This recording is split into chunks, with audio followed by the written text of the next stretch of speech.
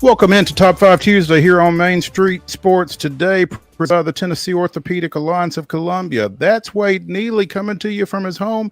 I'm Maurice Patton coming to you from my home. Pleased to be here with you. We'll be here for the next couple of hours talking local, regional, and national sports content.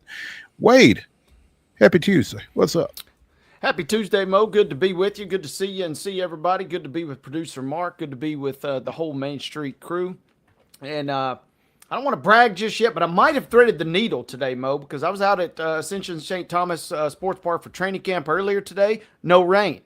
Going to Coldplay tonight, working for Nissan Stadium. No predicted rain. Right now, however, indoors, where I'm going to be sitting for the next 2 hours, rain. So feeling kind of okay with myself right now, but I know it's not nice to tease Mother Nature quite like that. I am a little concerned about your evening plans. Hey, I got all permission slips, signed. I'm in a working capacity, so if you see me on the Jumbotron tonight, we got big problems.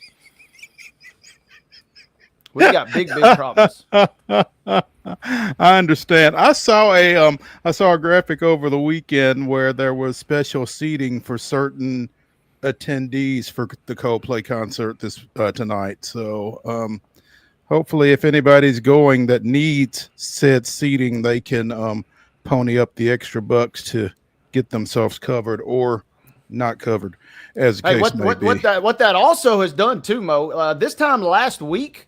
And I had some friends that made such purchases. Tickets could be had for in the somewhat expensive but reasonable realm. Your cheapest general admission ticket tonight is now sitting at $1,200 on SeatGeek. Your cheapest get-in price for any seat at Nissan Stadium is around $600. So, for the internet theory that maybe Coldplay kind of knew what they were doing, there might be something to that because ticket prices have skyrocketed in the last week for the show tonight. So it has become a more popular ticket then? I guess. I don't know if it's the factor of the, maybe somebody wants to catch one of their coworkers, maybe get a little viral, knock off your CEO.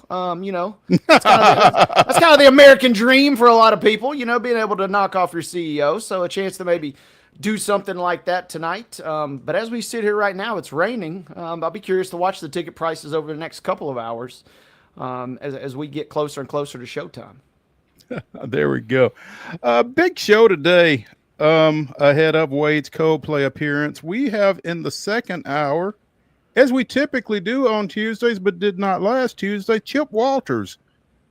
The refreshed, revitalized Chip Walters going to be with us at the top of the 3 o'clock hour talking all things MTSU, and excited to get with them because there's a lot going on campus for July 22nd. So always good to get with Chip, but especially after he's been gone a week. We should get the best version of Chip. Again, should be well rested, well refreshed, revitalized. Looking forward to that. In the next segment, I'm particularly excited about this. We have a couple of ladies, Emma Mae Bradley and ERIN RYDER, who are the co-founders of PLAYMAKERS Nashville. PLAYMAKERS Nashville is a women's sports collective in the community. A lot of movers and shakers and aspiring movers and shakers in sports in Nashville. They have an event coming up tomorrow evening over at First Horizon Park. And so we're going to be speaking with Emma and with ERIN on that in the next segment. And I'm again, pretty excited to get with both of them and talk to them about this, what they're doing short and long term tomorrow and what they're doing from an organizational standpoint. So it sounds like pretty cool stuff. Certainly got a pretty cool logo. So we will have Emma and ERIN in the next segment. We'll also be talking a little hoops, former collegiate area standout, now kind of got some folks bidding on him at the professional level. So see who we're talking about here in a bit. Also some baseball. Actually, the Braves did not look awful last night against the Giants. So we'll talk a little bit about that. Talk a little Astros, a little Major League Baseball, a little minor league baseball as well. What else we got? We got a lot of football.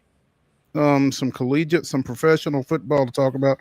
Some football from again right out at Ascension St. Thomas Sports Park. We got a shocker yesterday morning. We got another one, not necessarily to yesterday's degree, but we've got some more news today to talk about as well. Again, also some college football to get into. And in our final segment, again, it is Top 5 Tuesday. Crushed with the news yesterday of MALCOLM-JAMAL Warner's passing.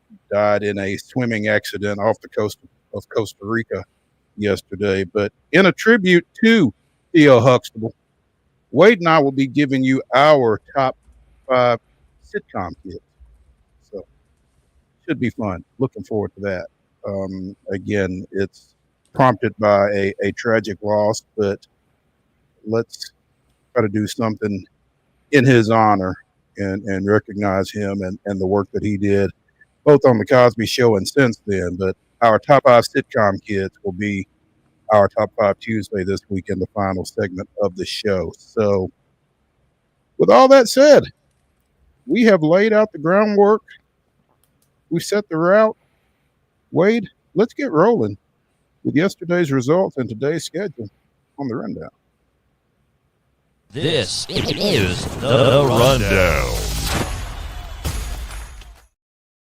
Buckle up, boys and girls. It is time for your Tuesday rundown, which means we wind back the clock and we give you Monday's results. Had a couple of MLB results last night. We're going to give you both of them as the Braves defeated the Giants last night 9-5, and the Astros took care of the Diamondbacks 6-3. Again, Braves 9, Giants 5, Astros on top of the D-backs 6-3. Today's schedule, 6:15, the Giants and Braves run it back down at Truist Park. You can see it on FanDuel Sports. Also at 8:40, it's the Astros continuing their series out at Phoenix against the Diamondbacks at Chase Field. The Sounds open a 6-game series tonight against the visiting Charlotte Knights. It is Tito's Tail Wagging Tuesday, and hopefully it'll stay dry out there for all the doggos that show up for that. WNBA action resumes after the All-Star break. Got a 6:30 tip. You can see it on ESPN3. It's the Los Angeles Sparks traveling across country, taking on the Washington Mystics.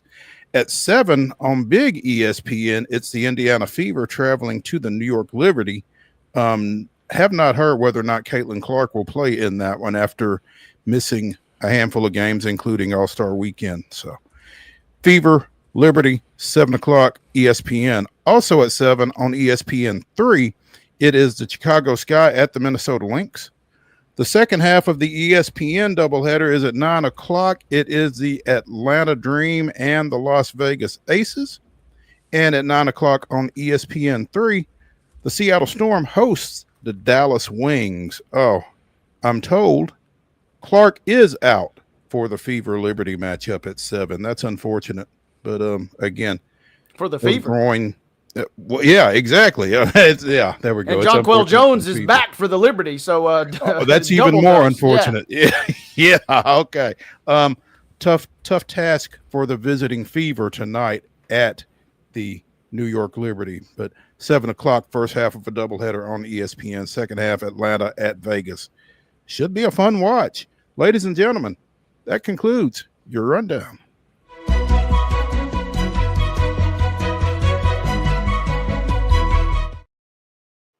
Your top story brought to you, as always, by the fine folks at Piggly Wiggly in Neely's Mill. Be sure and check out their delicious daily deli lunch options available from 11 a.m. until 6 p.m. Also, their hand-cut meats and everything is cost plus 10% at the cash register. Piggly Wiggly, Neely's Mill, Columbia, bringing you our top story. Former Vanderbilt, I don't want to say one-hit wonder, but he was only on campus for a year after transferring from Cornell. But Vanderbilt standout Chris Magnon went to summer league play with the Golden State Warriors and apparently was one of the top performers in Vegas here over the past week, 10 days. So much so, that the Los Angeles Lakers have swooped in and apparently signed him to a two-way contract. Don't sound quite right. Went to Summer League with Golden State, and the Lakers were able to pick him off, but that's what's going to happen, it looks like. And, you know, the fact that Mignon is able to get a contract, you know, out of Summer League from anybody is fantastic, but you would have thought it would be with the team that he played with, I guess. I'm not real up on how that typically works, but the Lakers saw something they like, so good for him. He will either be with the Lakers or with the South Bay Lakers of the G League once things get started up. So, you know, great deal for him. Yeah, good deal for him. Good bit of business, hopefully, for the Lakers. Second straight year. We got a local kid kind of coming out of Summer League with some juice with the Lakers after Grayson Murphy had a, I don't even know if he had a cup of coffee, but he was at least on the sheet for 24 hours with the Lakers last year. So hopefully Mignon sticks around a little bit longer. They also added a big guy, shocker for the Lakers. They need all the help they can get there. But Christian Coloco, former Arizona standout too. So a couple little pieces of business there for the Lakers, who enter this season in a real interesting spot, depending on what sort of tea leaves you're reading on their roster moves and their, shall we say, long-term plans. But be nice to see him stick around and hopefully find his way kind of as an undrafted rookie into a long-term deal with LA. Or even if it doesn't pan out there, hopefully he can put together some good tape and try and get latched on somewhere by the end of the season. Absolutely. You know, you mentioned the Lakers and a nice little piece of business there. As we were breaking down the West yesterday with Chris Paul's announced signing by the Clippers, I don't know that we were necessarily mentioning the Lakers at the top of the conference. So the expectations don't seem to be very high for a LeBron James, Luka Doncic led team. No, and I mean, it's kind of, this is set up, and that's what we talked about with the trade last year, right? Yes, it was sexy, and it was there was at least a window, considered at half a season, that LA could kind of push all their chips in the middle. And who knows what would have happened, you know, if the Williams trade had kind of, and Dalton Connect kind of swapping places had really panned out, because they sorely needed a big for any sort of rim protection in the playoffs. This year, however, different story. You know, we saw LeBron grab some money, had a chance to maybe take a little less and give them a little more flexibility. But, man, there's a lot of weird kind of stuff going on, because the Lakers seem, as a franchise, fully prepared to go full-blown into the Luka experience starting this season. And for the first time ever in his career, it kind of feels as if LeBron is kind of looking around saying, hey, what about me? It will be fascinating to see if he is a Laker by the end of the season come 25-26. And it's interesting when you take off on that tangent, because, you know, as advanced in age as he is, it still feels like there would be a demand for his services if the Lakers were to decide to go in that direction. They could get something for him. And the question, you know, obviously everybody kind of gravitated toward Cleveland, a possible return there. And yeah, I mean, that would just tug at the heartstrings more than anything we've ever seen. Maybe one last run on a contender.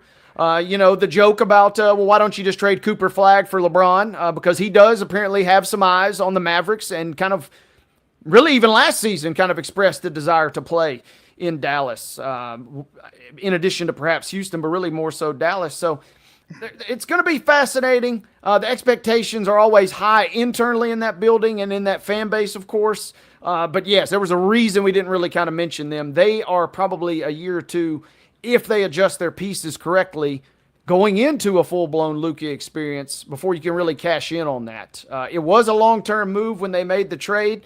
Yeah, you had some short-term sizzle, and we kind of got caught up in it just like everybody else did last year. But this is kind of a game of chess rather than checkers that the Lakers seemingly are trying to navigate right now. You know, Wade, taking that all the way out to a logical conclusion, LeBron to the Cavs, what kind of fit is that for Cleveland? I mean, again, from a sentimental standpoint, it would be fantastic to see, but the reality of what they would look like on the floor with LBJ, how does that go?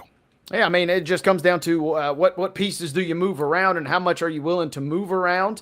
Do you want, you know, he still is capable of being a very, very productive player. But for the first time ever, we're not discussing LeBron James in maybe the top 5, maybe even top 7 or 8 active players, which is just crazy to think about. But he's still got the goods to give you kind of what you want. So Cleveland, yeah, in a weird sense, it's very similar to the Damian Lillard trade. It would kind of be a big old glass of what the hell are you doing right now? Because other than the feel goods and other than, you know, kind of some small pockets of productivity, if you have to punt on somebody else to bring him in with that bigger contract that he just inked with the Lakers, it makes it a little bit more challenging. So it's going to be a very interesting season, you know, and we seemingly are going to get some version of an LBJ retirement tour. I'm just real fascinated to see if that plays out in its entirety in Los Angeles. Mignon, meanwhile, averaged 9.9 points per game for the Commodores again in his one season after transferring over from Cornell, where he had averaged double digits each of his previous 2 years. But I'll tell you, I happened to catch a couple of Vanderbilt games where he really kind of sparked. And this dude has, to me, of course, now I thought Derek Byers should have been a 10-year NBA veteran. So I know nothing about the game, clearly. But this guy, he's just a live wire. It feels like he's electric when he's out there. And he strikes me as a guy who could make a dent at that level. So wishing him the best of luck with the Lakers or however else this pans out for him. He's got his foot in the door, and you know, you're saying there's a chance. Sometimes that's all you can ask for. So we'll be keeping an eye on Mr. Mignon. Let's take a break here on Main Street Sports Today, presented by the Tennessee Orthopedic Alliance of Columbia. When we continue here on Top 5 Tuesday, we will be joined by MMA Bradley and ERIN RYDER of Playmakers Nashville. Stick around.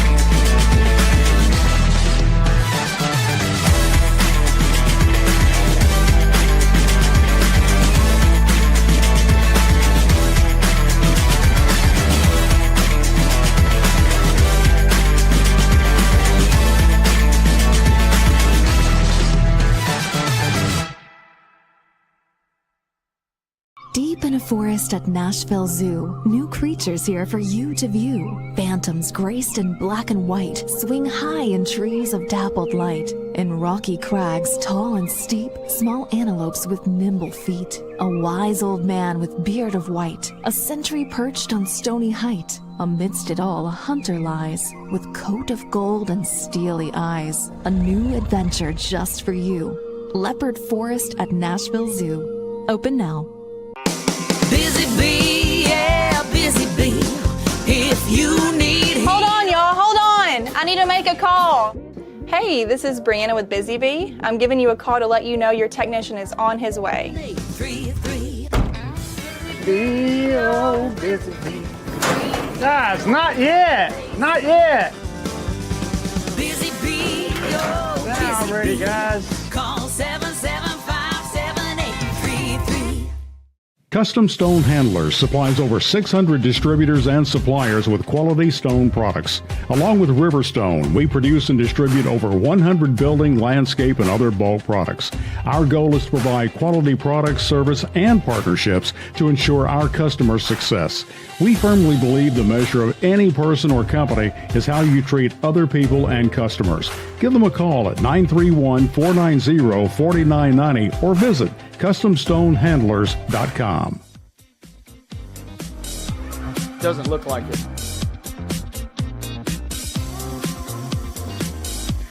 Top 5 Tuesday continues here on Main Street Sports Today, presented by the Tennessee Orthopedic Alliance of Columbia. I'm Maurice Patton. That's Wade Neely.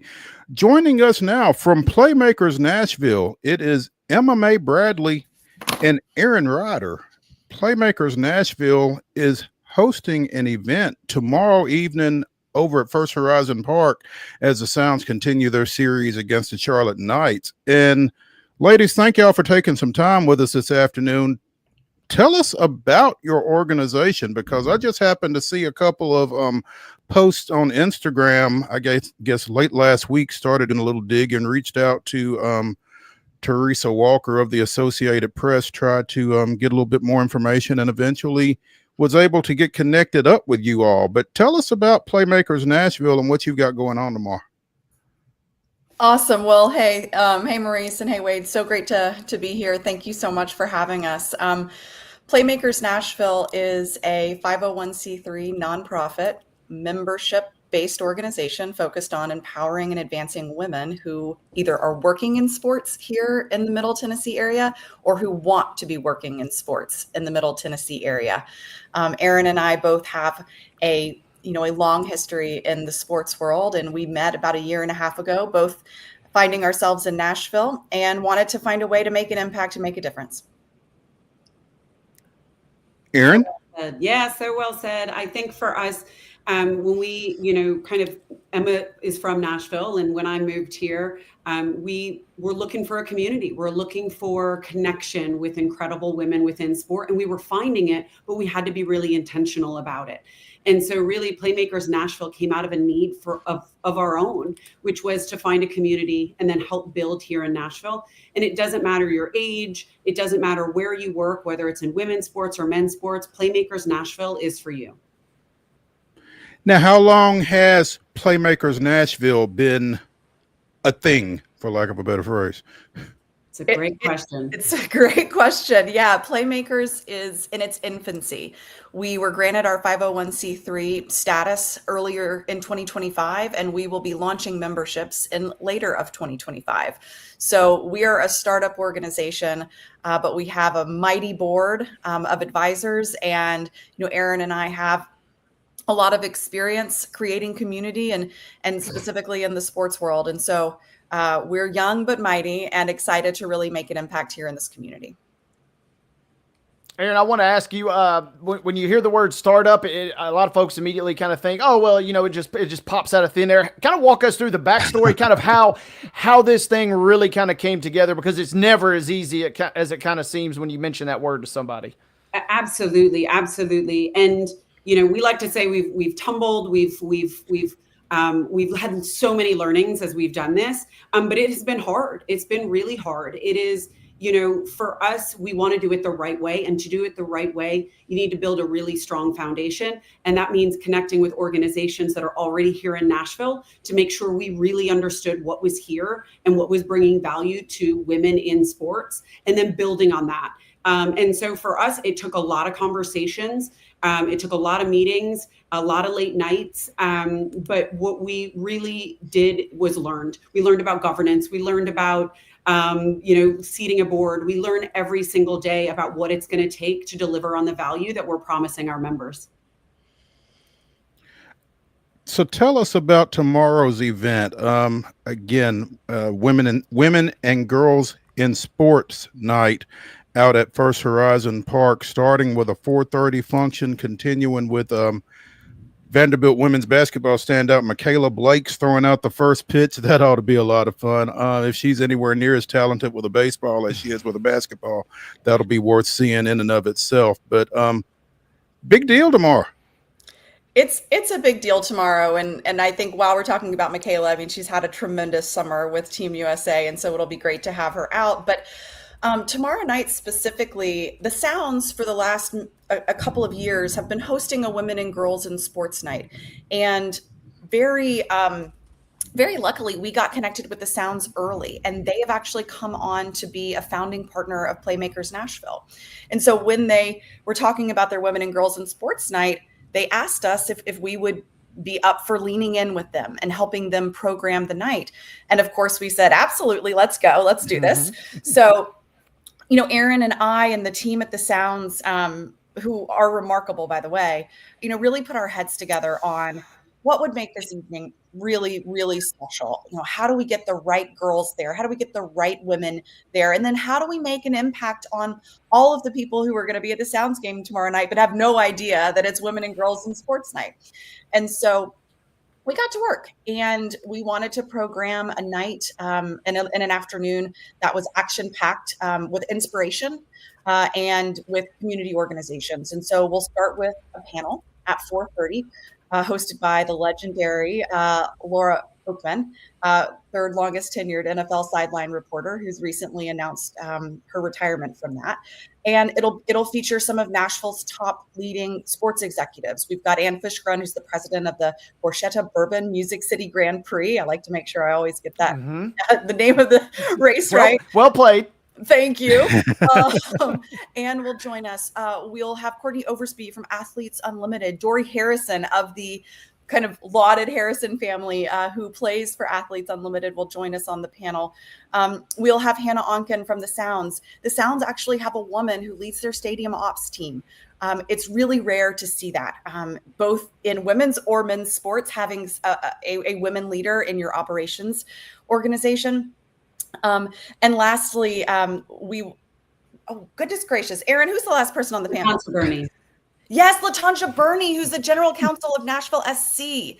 And so we'll start the afternoon with the panel, and then we will move straight from the panel into the game. Gates open at 5:30, and we've programmed an epic community corner where we've got over 15 organizations who are going to come out and support women and girls in sports night. We're talking about the Predators. We're talking about the Titans. We're talking about CAA, the Nashville Sports Council, big names of folks who really make a difference here in Nashville. And then last but not least, we've helped the Sounds program, kind of all of the fun stuff in the middle, the kind of the field of dreams. We've got a girls team from Creve Hall who will stand with the players when they're announced. We've got Michaela and Shay. Dory Harrison's going to throw out the second first pitch. So we've got a great night ahead of us. Erin, what did I miss? No, you've ticked all the boxes. I think for us, we're really hopeful that people will come out, come meet us, come learn what our mission is. And have fun with us. I mean, the ticket that we're selling gets you an all-you-can-eat picnic at the park with us and all sorts of different goodies. So we'd love people to come out and share in a really fun night with us. So tickets are still available then, is that right? How can they purchase tickets specifically to your event? Tell them. That's right. They can go on our Instagram page, playmakers.nashville. That's our Instagram, and you can get tickets right there. We've got 2 FIVO links. One will get you a ticket just to the game, and one will get you to the panel and the game. And each of those comes with a complimentary baseball picnic. And like we said, tons of goodies throughout the night. So we'd love to see everyone at the ballpark tomorrow. You can't beat a good night at the ballpark, and clearly this has kind of taken advantage of all of that. ERIN Ryder and Emma Mae Bradley of Playmakers Nashville joining us here on Main Street Sports today, presented by the Tennessee Orthopedic Alliance of Columbia. Obviously, you guys are kind of in the formative stages of your organization, and it's great to see. As you mentioned, Nashville, such a fantastic community. Everything is growing, and the opportunity to put something like this together and kind of watch it grow, I guess, with the city ideally is kind of what the mindset is, I would imagine.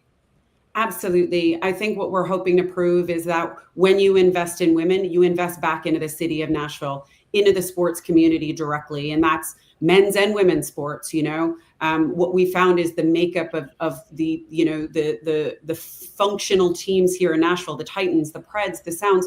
There's so many incredible women at the core of that. And our hope is to just keep helping them grow in their careers, develop personal and professional, skills. And that in turn will help us continue to be not only Music City, but Sports City.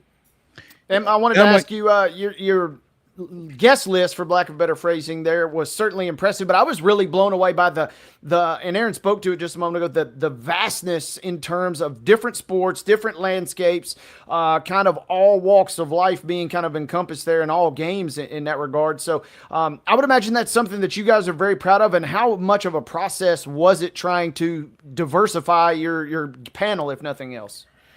Well, we've been so lucky that we hit the ground running, and we have knocked on every door in Nashville. So we've been working to meet all of the women here who are already playmakers in their own right. And so when it was time to program the panel, we knew we wanted it to not just be baseball.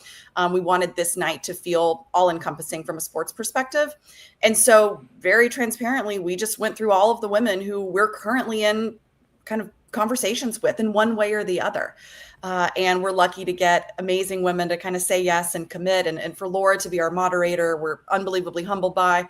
And it's just been amazing to see women volunteer their time and kind of volunteer their kind of secrets, right? Kind of behind of how they've gotten where they've gotten, what their big dreams are and how they've accomplished them and hope to inspire others with them.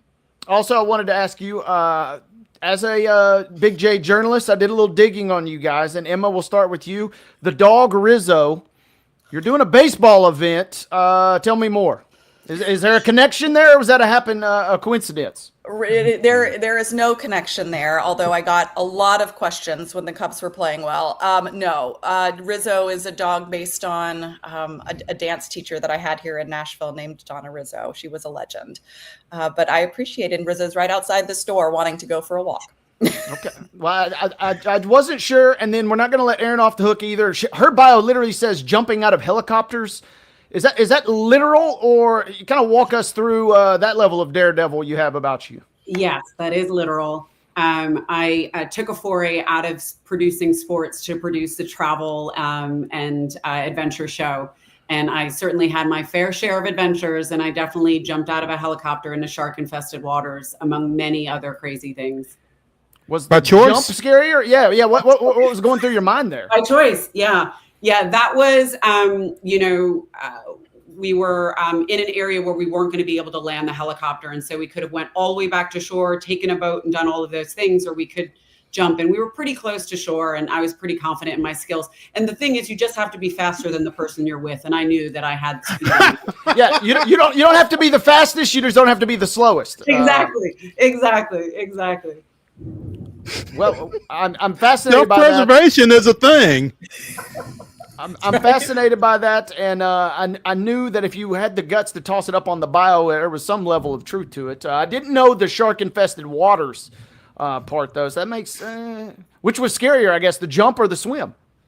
At the time, the jump, but looking back on it, likely now the swim. That's yeah. Had I known all that, I would have decided with the swim as well. We have a Wild and Wacky Wednesday segment, guys, and it sounds as if Erin might be a prime candidate for it at some point, because stories for days, y'all. Stories I'll tell you, nothing gets you ready for starting a nonprofit than doing some really crazy things, because speaking of shark-infested waters, right? Exactly. It's for the bold. So certainly it takes a lot of spirit and strength and passion, to start something. And there's no one better to do this with than my co-founder, Emma. And we're so grateful for the time here. Really, I mean, getting to talk about this is something that we're so proud of and excited to share with Nashville and Middle Tennessee. So, Emma, you are a Nashville area native. Erin, you've moved here, but are y'all familiar with any other type initiative along these lines in any other major cities across the country? Yeah, absolutely. So I grew up here in Nashville, went to Hume Fogg, kind of on Broadway, but moved away for quite some time recently, back about a year and a half ago. There are other initiatives like this in other cities. There's also a national organization that does some of this work. They don't have a Nashville chapter, though. And so honestly, when we got here, we had a lot of conversations with the Nashville Sports Council. We talked to the sports authority here. We talked to the mayor's office. We did our due diligence to make sure that there really was a need here, and there wasn't another organization that was already filling this gap, and there wasn't. But yes, there are other organizations that do something like this in other cities. We tend to think that we're going to do it in a really special way, though. And Erin, when you found out that Nashville did not have anything like this, as progressive as Nashville really is, and as much as they've got going on, I mean, were you a little surprised? I really was. I mean, I thought I was just coming here and I was going to join another organization. And the more we asked questions and the more we realized there was a need, we were like, well, let's do it. Let's jump in feet first and let's fill that gap, because the women we've met here are some of the most amazing women I've ever met in my career.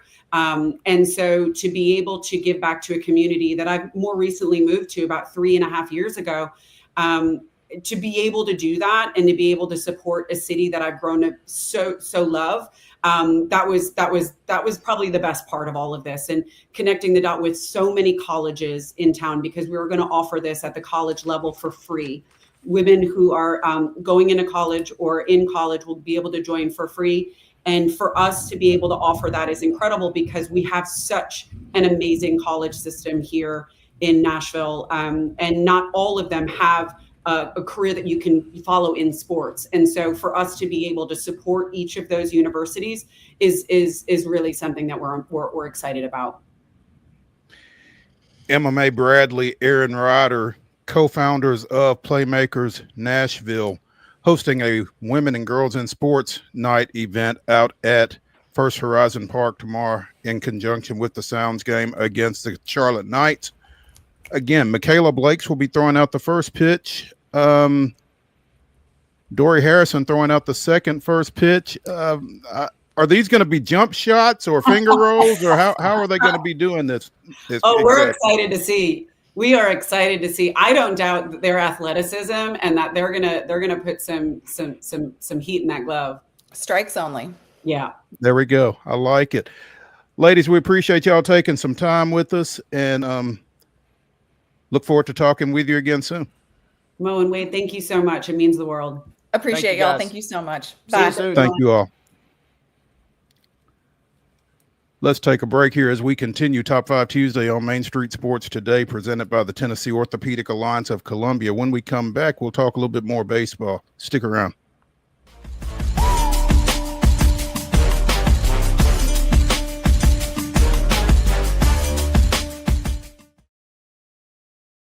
If you want the latest in weather conditions, be sure to tune in to our Busy Bee Plumbing weather report each weekday on Mornings on Main Street. Brought to you, of course, by Busy Bee Plumbing, Heating and Air Conditioning. We will keep you updated on the latest conditions outside, like severe weather, heat, snow, rain, and even hail.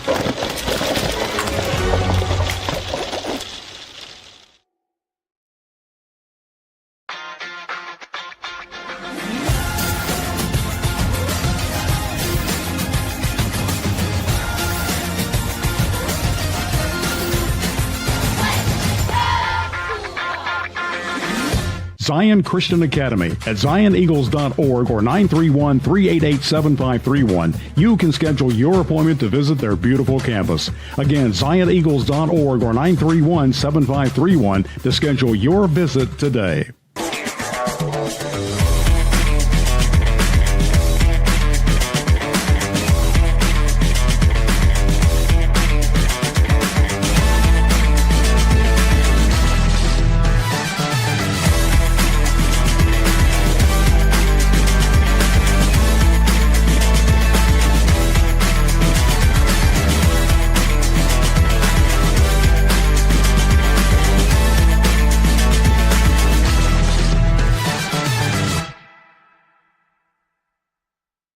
They walk among us, but at 240 miles per hour, they become something more. They're thrill seekers, risk takers, and maybe just a little bit unhinged.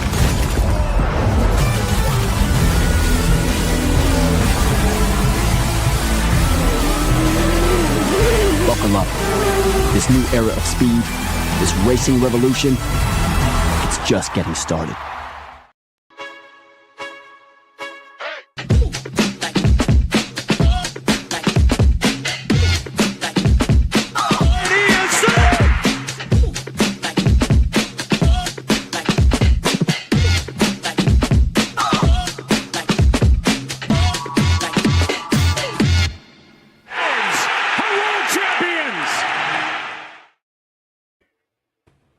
July 22nd, 1997, Greg Maddox stymied his former team, allowing one run and going the distance on just 78 pitches as the Braves won 4-1 in the opening game of a doubleheader against the Chicago Cubs at Wrigley Field.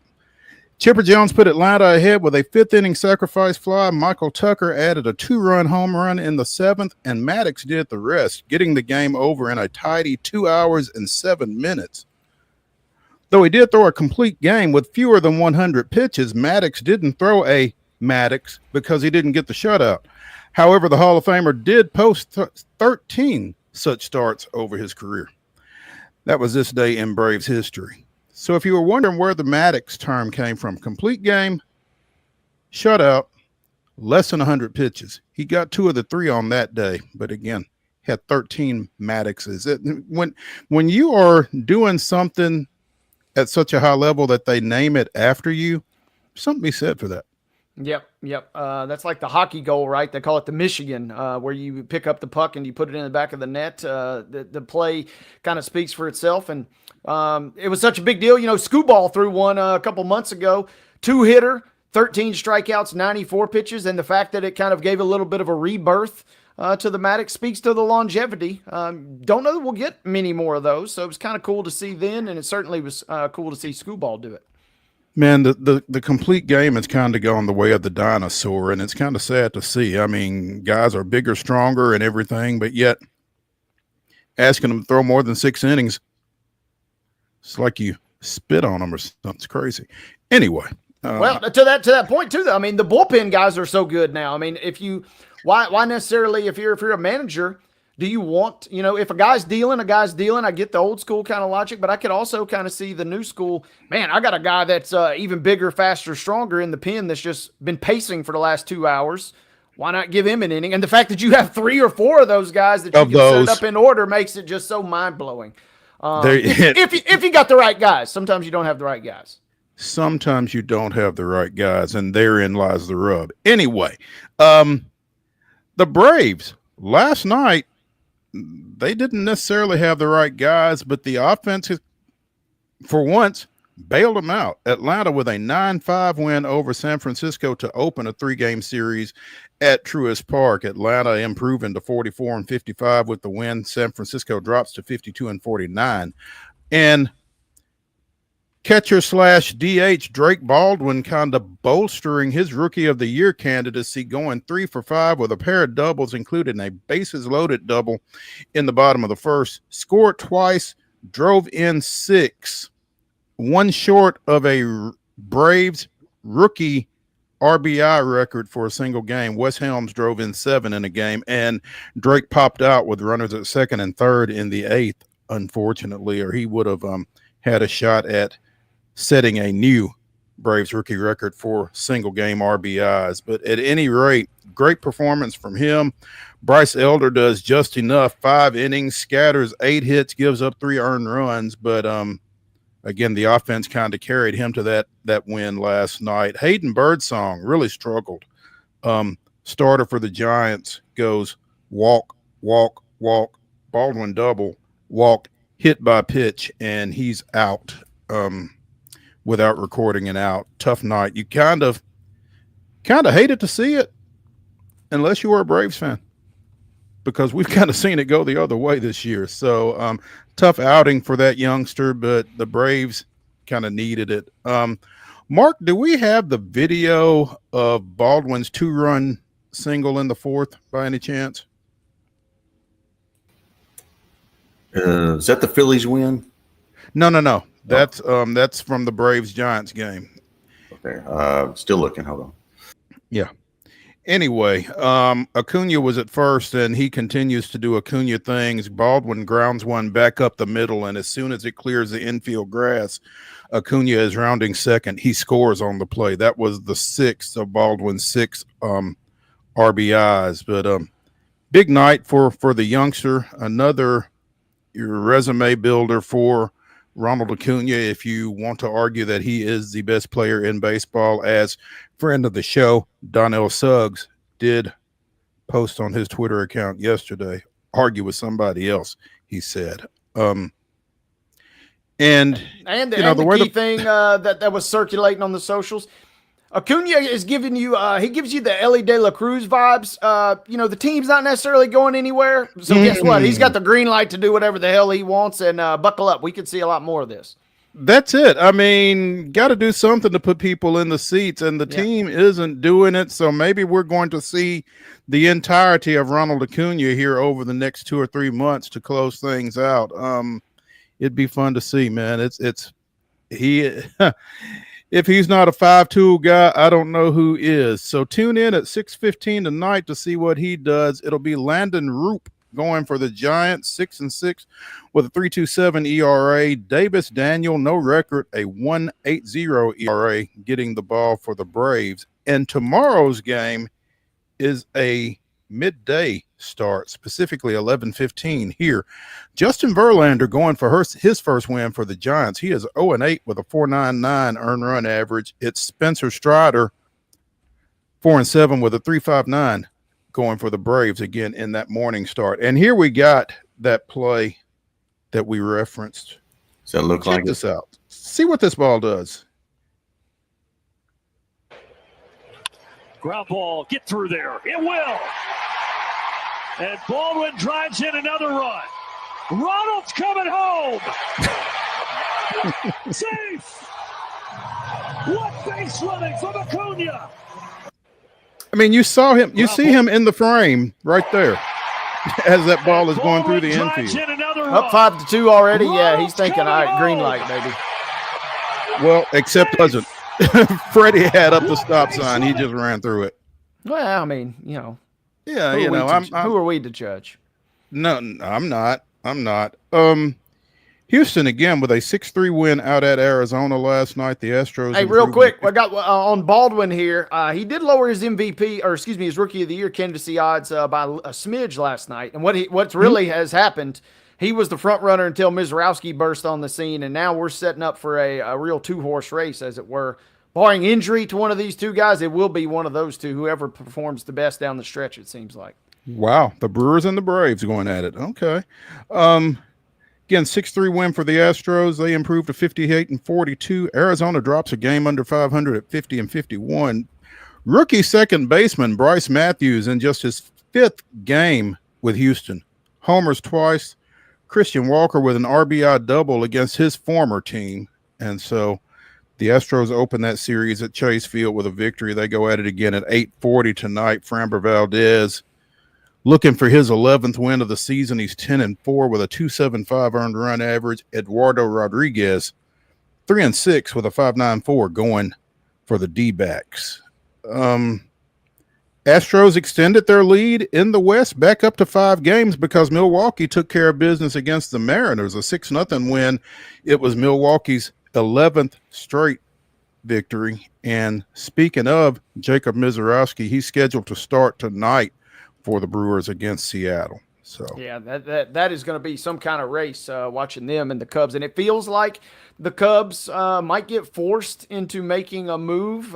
It felt like for so long that they were kind of going to be able to stand pat, whether their fans wanted that or not. The fans certainly kind of were hoping they would make a move. But now all of a sudden, you got Milwaukee kind of breathing down your neck. Maybe that forces their ownership into moving a little something. They took a bad loss to the Royals last night. So, and then on the other end, man, I was hoping to maybe see him. It sounds like the Yankees might have a little something to do, but the Astros are sneaking around the chicken coop. Doesn't look like they're going to see Merrill Kelly in this series of the Diamondbacks, but he has been awfully linked, shall we say.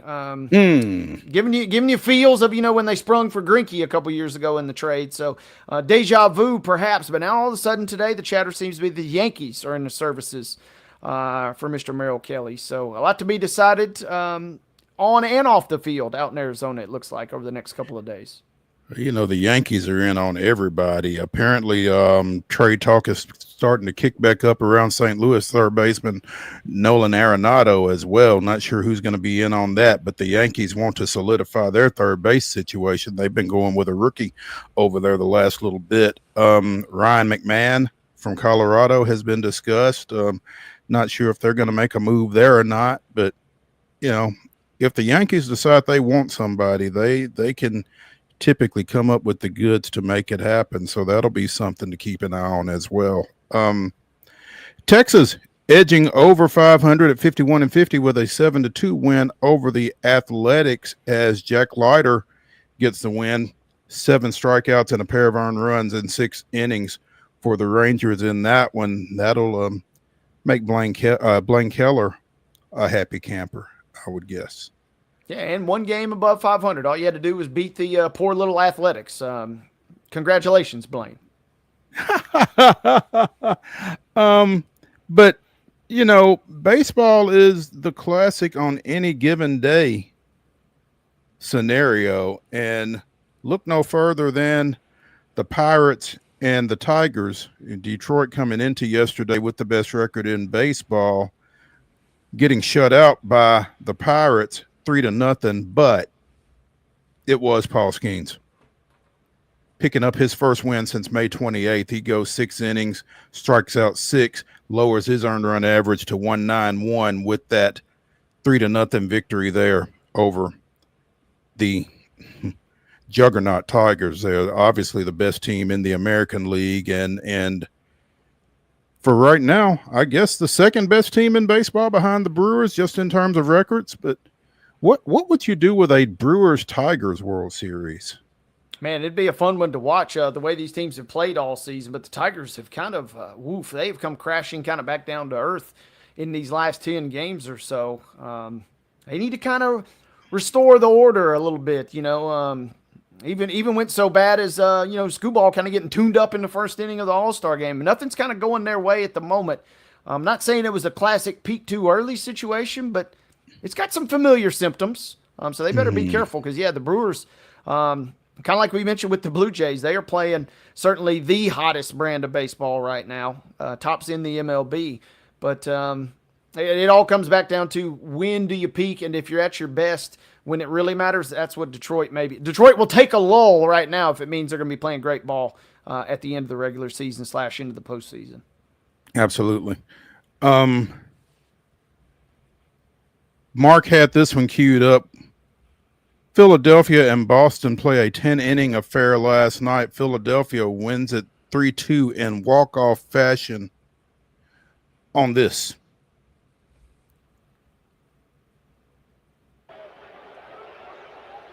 Oh, yeah. Oh, wow. Wow. Oh, that pitch just a bit outside. That catcher's interference? That's a good question. Can you imagine? My goodness, there was. Oh, yeah. Oh, wow. Wow. Oh. The old walk-off catcher's interference. Seen it a million times, right? Yeah, you do. Yeah, it's the first walk-off on a E2/CI since 1971. And you just don't see it happen all that often. Maybe more now than previously, with catchers trying to maybe steal a strike, that kind of thing. But you can't reach out there too far, too fast, obviously, and it cost Boston right there. The old walk-off interference. Gotta love it. We mentioned the Royals and the Cubs a little bit ago. Rich Hill is set to start tonight for Kansas City against the Cubs at Wrigley Field. Rich Hill, 45-year-old Rich Hill, getting the ball tonight for Kansas City. When he does so, he will become the oldest player in Kansas City history. Previously, Gaylord Perry held that distinction. Hill will also play for his 45th Major League Baseball team when he makes his start tonight. Having began his career with the Cubs, made his Major League debut at Wrigley Field against the Florida Marlins in 2005. He has since thrown for the Orioles, Red Sox, Guardians, they were the Indians then, I guess, Angels, Yankees, A's, Dodgers, Twins, Rays, Mets, Pirates, and Padres over the past 20 years. He's been at AAA with Omaha most of the season, but he is coming up and making a start for Michael Lorenzen, who's got an oblique situation going on. But Hill, 61 strikeouts in 11 starts, 9 of those at the AAA level. He's got a 5.22 ERA, but I think Kansas City is primarily concerned with the fact that he's going to come up and give them some innings, which you wouldn't necessarily expect out of a 45-year-old, but this is a guy who apparently has gotten better with age. Through his age 34 season, he had a career earned run average of 4.72. From 15 to 20, he lowered that to 2.92, so he almost cut his ERA in half from the age of 34 on. 27 starts, most of those with the Pirates 2 years ago. Got traded to San Diego, made 10 appearances, 5 starts with San Diego to end the 23 year, and came out of the bullpen for Boston last year, 4 relief appearances. Again, has been stashed at AAA mostly for the Royals this season, but getting the start tonight, the ageless wonder, 45-year-old Rich Hill. I love this, and I love, they apparently reading up on this, they gave him the option, to be a free agent if he wanted to in the middle of June. He said, I'll just stick around in Omaha. Why not? Not like probably got other plethora of offers, and the decision pays off. You also forget, Rich Hill, also known as Dick Mountain. So best of luck to him tonight on the bump there at 45 years young. I saw a tweet earlier today. Somebody said Rich Hill is making a start for Kansas City tonight, and I really feel like I need to go to Wrigley Field because this will probably be the last chance I have to see someone older than me as a professional athlete. I can sympathize with that. Yeah, unless we're hitting the pickleball courts, it's going to be tough these days. Yeah, Rich Hill, sponsored by AARP. We mentioned the Nashville Sounds. They open their 6-game series against Charlotte tonight. Obviously, you've got the Women and Girls in Sports event out at First Horizon tomorrow night. Tonight it is Cheeto's Tail Wagging Tuesday. But you can see the Sounds on Wednesday, Thursday, and Sunday this week on FanDuel Sports, on the app, or if you can get FanDuel Sports Wisconsin. Apparently, they are picking up some of the Brewers AAA affiliates games to show back in Wisconsin, but if you've got the app, you can get them there as well. So, Sounds on TV. Check them out. That's going to do it for hour number 1 here on Top 5 Tuesday on Main Street Sports Today, presented by the Tennessee Orthopedic Alliance of Columbia. In the second hour, we will have Chip Walters, the Blue Raider voice.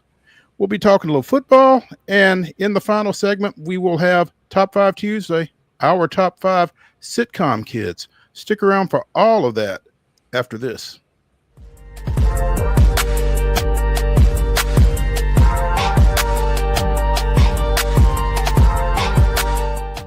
Jones & Lang Sporting Goods here in Columbia has been outfitting teams, officials, and anybody else from T-ball to college for 50 plus years. Be sure and check them out at 931-388-8060 or online at jonesandlang.com. Jones & Lang Sporting Goods, the look of a winner. Zion Christian Academy at zioneagles.org or 931-388-7531. You can schedule your appointment to visit their beautiful campus. Again, zioneagles.org or 931-7531 to schedule your visit today.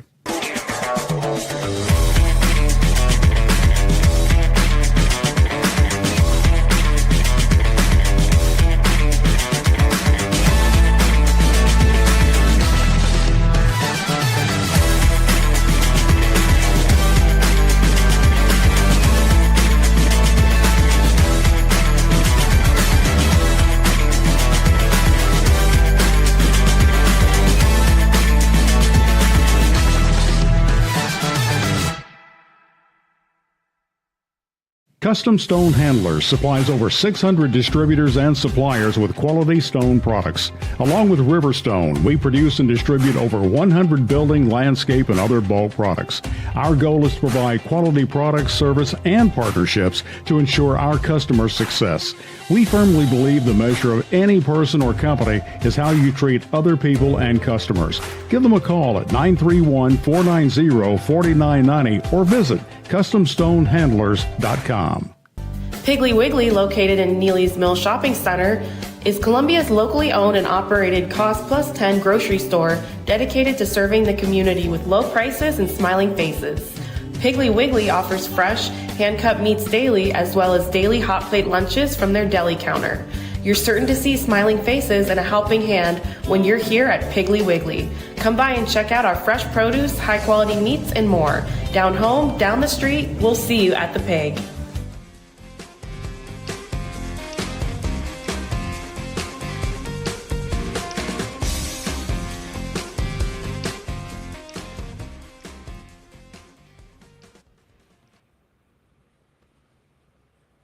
Hey, welcome back in for the second hour of Top 5 Tuesday here on Main Street Sports Today, presented by the Tennessee Orthopedic Alliance of Columbia. That's Wade Neely. I'm Maurice Patton. Joining us now, the Blue Raider voice, Chip Walters, back from, I presume, vacation. Wasn't able to be with us last week. I hope you had a good reason for I hope it's an excused absence, Mr. Walters. No, I didn't run over into Murray County Park and play hooky like some folks may have done when I was roaming the halls at Central High School. Some folks may have done. Okay. Some folks, yeah. You know, and I promise, I swear, never did that. But hand up, you say. Probably wish I did, but you know. Had a good trip. Had pretty good weather down there. Tell us more. Even better seafood. So there's that. There you go. There you go. It was just 3 nights, but found my way to some seafood each and every night. That was I may have had mark this down. May have had the best fish tacos I've ever had in my life. That's all I'm saying. Ooh, I'm up for that. Blackened grouper tacos. We may need some. We may need to share some notes here at some point, Chip. But, I love every bit of that, but Chip, I want to know: are you able to write that trip off as research for the Cayman Islands? That's what I'd be thinking there. Well, no, similar climate. You know, you just want to make sure you're acclimated. No, what I did do is I had a couple of real estate conversations while I was there, so that now we're talking. That's what gets it done. We have to talk business for at least 10 minutes. There you go. Oh, I'm taking notes, y'all. While you were out of pocket, yes, sir. The MTSU athletic department took care of a little business. We have the inductees for the 2025 Blue Raider Sports Hall of Fame class, and man, it's a more than solid grouping there. I want to say led by Kevin Byard, but I'm not necessarily sure that that's the case because for basketball standout Warren Kidd, ultra successful place kicker Garth Petrilli. You got a couple of track and field standouts, Jerry Singleton and Ann Dudley, and then volleyball standout Ashley Adams, all going into the Hall of Fame in September. It's a heck of a class. It really is another, and to be involved in that to some degree, you think, okay, like last year we had Ebony Rowe and Kermit Davis kind of headed what was really a good class. And then you think, well, how can we, can we do any better? And you don't worry about doing better, I guess. You want to recognize those who have earned it. And Warren Kidd, he is a guy who, by all intents and purposes, has had the credentials for quite some time. But for whatever the reason may be, the time is always right, and the time is going to be for him this year. And it's kind of interesting. I've seen Warren probably around and it's kind of serendipity in that Warren had his pro career after college and all that, and got started doing life, but here in the last couple of years he's been back around the program a little bit more.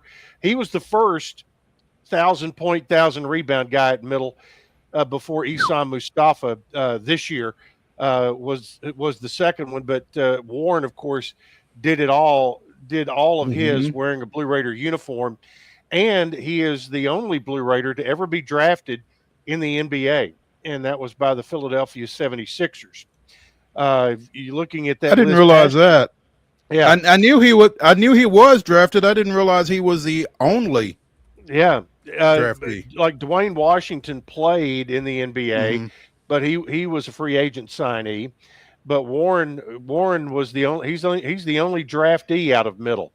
And speaking of draftees, obviously Kevin Byard, a seventh round guy who has they have certainly gotten their money's worth out of him in the NBA or in the NFL with a great career with the Titans and still doing good things with the Chicago Bears.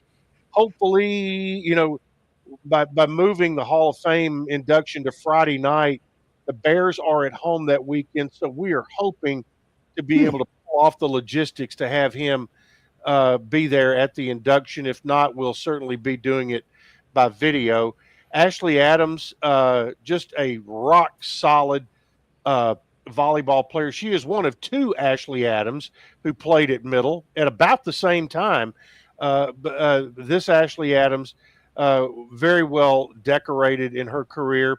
Ann Dudley, you mentioned in track and field, when Chris Massaro made the phone call and Ann picked up the phone to and for him to give her the nod that she was going into this year's class, she said, "You're not going to believe this, but I'm sitting here on my desk in front of me as I'm talking to you are my two True Blue President's Award honors on back-to-back years that she got in the Raiders' Choice Awards."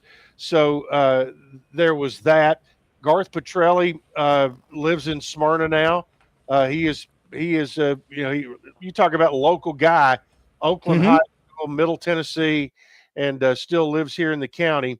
And Jerry Singleton was the first African American student athlete at Middle. He is the pioneer in a group of pioneers. Grew up in the Chicago area. Came with Dean Hayes to Murfreesboro and to really jumpstart the track program. And he still lives back in the Chicago area now. So just a terrific class of well-deserved honorees that will be recognized the weekend of September 19th and 20th. On the 19th will be the Hall of Fame induction.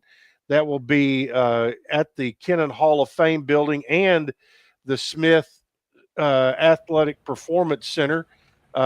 It will take place in both of those buildings, and then the ones who are able to be here will be in the homecoming parade on the 20th, and also recognized in the homecoming game against Marshall on the Saturday night of the 20th. So, Chip, when you mentioned Garth Petrelli, former Oakland High School standout, I was covering a playoff game between Oakland and Lawrence County, I do believe, and it was close late. Oakland's coming back, and you've seen the scene in The Water Boy, I think, where the kicker is trying to decide who he's going to kick the ball off of for an onside kick and recovery. Petrelli did that against Lawrence County. Not surprised. Garth was. Yeah, exactly. Garth was an accuracy machine, and I think had one of the longest stretches of made extra points. And his, percentage of extra point makes is phenomenal. He was also they were very good about knowing where his range was.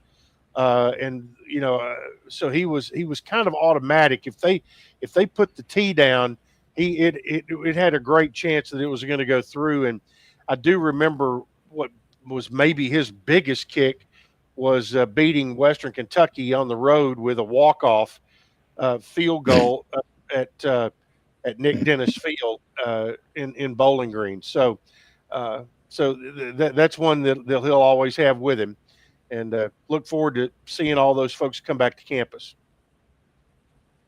Should be a lot of fun. Congrats again to those 6 and to the selection committee. You guys do a great job with that on a yearly basis. So, well, it's Jim Simpson has kind of been the catalyst over the years, and I will tell you the process. It is from nominations, and nominations from the outside. Anybody can nominate anybody for the Blue Raider Hall of Fame, but also here probably 8 to 10 years ago, a couple of things happened. Number one, the committee per se, the overall committee got more proactive in making sure that there were less who fell through the cracks, and Warren Kidd is a good he's a good example of somebody who graduated from college, went to the NBA, and most of the time people are nominated by their teammates. Well, they all go, to the 4 wins, and you have to remember, okay, you have to be out 10 years before you can be nominated and be awarded the Hall of Fame. You can be nominated, but you can't go in for 10 years after your playing career is over. And, sometimes, as everybody grows and has their family and kids and stuff, you don't really think about that. It's been 10 years now. Let me go get that nomination in. So the committee has been proactive, along with athletic communications, in going back into the records and adding people to the list of nominees that have had great credentials. And also at the same time, we expanded the class from 3 to 5 with the potential of an old timers committee adding a 6th in each class. So this year that did happen. So you actually have a total of 6 going in. And Jerry Singleton, I think, was the recipient of the old timers committee nomination. So that's kind of how it works. And there's 2 levels of committees. One that takes all the nominees, cuts it down to about 20, and then a final committee that takes that 20 some odd and cuts it down to the final 5. And so that way you get fresh eyes on it, and a lot and more people involved in the process. And I think it works out really well. I love that you got different sets of eyes, you got varying backgrounds. And it kind of, to me, for a school that, is still pretty small in the grand scheme of things, but has such a rich history, you're making sure kind of the best still getting in. You're not just letting everybody in. Well, and you look at this class in particular right there, and you've got, football has 2 guys on there, track has 2, volleyball and men's basketball. It's not we've had a run of tennis players. We've had a run of women's basketball players, which will continue. And we've had a run of baseball players. But you've got, we've gone numerous years in a row now where you have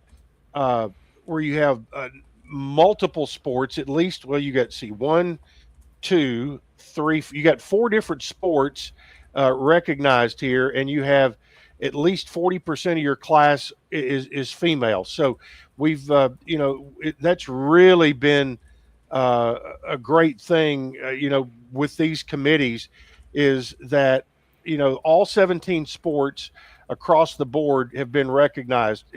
Everything from softball to golf, track, tennis, baseball, softball, football, baseball, basketball. They've all been recognized, and they all get an even look. Chip Walters, the Blue Raider voice, joining us here on Main Street Sports today, presented by the Tennessee Orthopedic Alliance of Columbia. Chip, again, more news coming out of Murfreesboro late last week as the Lady Raiders will entertain the Lady Vols at the Glass House on Thursday, November 20th. And I'm sure that Kim Caldwell will be continuing to look for, well, necessarily get back because it wasn't her loss, but 2 years ago, MTSU goes to Huntsville and gets the Lady Vols, so they will probably be on their P's and Q's as they come in here in November. But big matchup. Absolutely. And this will be the third of, I think, a 4-game series. You had Middle winning in Huntsville, then last year Tennessee winning in Knoxville, back in Murfreesboro this year, and then I think in Knoxville next year. So that is, Kim Caldwell did not initiate this series. Kelly Harper did initiate it along with the middle coaching staff. But, kudos to the current staff at Tennessee for not trying to buy their way out of it and play in the game. And Kim Caldwell, I think she's smart enough to know that this is a great matchup for women's basketball within the state of Tennessee. It will be it's a great recruiting matchup for both programs, no matter where they play it, and it's probably the two programs with the richest history in women's college basketball in our state. So it's a game that a lot of people feel like need to be played. Absolutely. I mean, I don't know anybody that feels like it doesn't need to be played. I'm not sure what their basis is for thinking such. So, yeah, I think it's a great series. It's a great game. And it's one that, Tennessee fans feel like they should win, but it ain't always necessarily going to be the case. So, in Tennessee, Tennessee will have, second year under Coach Caldwell. And Middle Tennessee is, they've got, I think, 5 returning players total, and you had a big senior class, and so this will be a young Middle Tennessee team, but very talented. And I saw Matt Insel in a podcast. He said, "Young or veteran," he goes, "that does not change the expectations." Mm-hmm. And when it comes to scheduling and everything else, I think they're really tickled with the summer workouts that they've seen through this group, and it's just they'll be tested again. Middle's got a big home schedule: Tennessee, Auburn, Memphis, all in the Glass House this year in women's basketball, among others, as they continue to let those games trickle out. But those were the ones that they let out of the bag during the Blue Raider Blitz here recently. A big hire for Nick McDevitt that was announced earlier today, I guess. Adele Harris, who was on Vanderbilt's men's basketball staff with Jerry Stackhouse, but has a long background in women's basketball coaching, has been named assistant coach and director of NIL and program operations for the Blue Raiders. Yep, and I think she was Jerry's chief of staff at Vanderbilt, and she comes in, and I think she head coach at High Point maybe on the women's side. I believe High Point and Tusculum before that at D2. Okay, yeah. Gotcha. But obviously, someone who is extremely well organized, and we talked about fresh set of eyes earlier. She will have a fresh set of eyes and a lot of organizational skills to kind of be in that general manager role when it comes to NIL and things like that. She has that background. So, and she's also like a national speaker. And so she brings a heavy load of credentials, and not to mention what she can add on the basketball floor during practice and during games, and come with the X's and O's there. But yeah, I thought it was pretty interesting in her title that it was assistant coach and director of NIL and program operations. Most of my dealings with her will be airline tickets and hotel rooms, because that will fall under her auspices as well. But I'm really looking forward to meeting her. Haven't had the chance to do that yet, but I will be over there either. I know I'm going to be over there Thursday for a meeting, but that's on my list is to get a chance to meet with her.